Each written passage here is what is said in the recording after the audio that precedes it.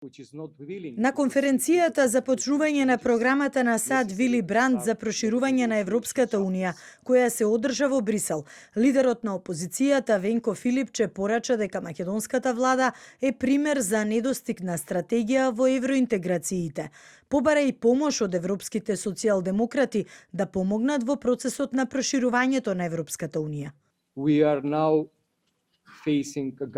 Се соочуваме со влада во Северна Македонија која не е подготвена да продолжи со уставните измени, неопходни за започнување на преговарачките поглавја со Европската Унија.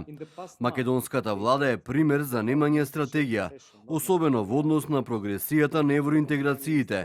Северна Македонија е во бизарна ситуација, на така нареченото само наметнато вето, бидејќи владата одбива да ги спроведе потребните уставни измени за да продолжи со пристапниот процес. Му возврати ВМРО ДПМН, му порачаа дека уставните измени се закочени од недовербата на народот во процесот за кој, како што велат, СДСМ го водеше без транспарентност.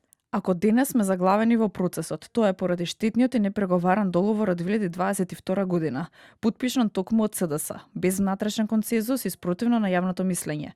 Исто така, владата на ВМРО ДПМН не одбива уставни измени, туку инсистира тие да бидат дел од поширок договор, постигнат низ демократски процес, со гаранции за идентитетот и со заштита на државните позиции, нешто што СДС апсолутно го погази.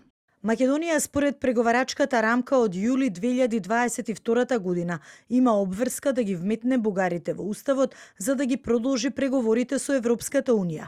Засега состојбата меѓу Скопје и Софија е во политички ќорсокак. Шефицата на државата Силјановска Давкова минатата недела за време на посетата на Софија на тетатет средба со бугарскиот претседател Радев разговараше за деблокада на евроинтеграциите, а двајцата заклучиле дека се неопходни позачестени средби.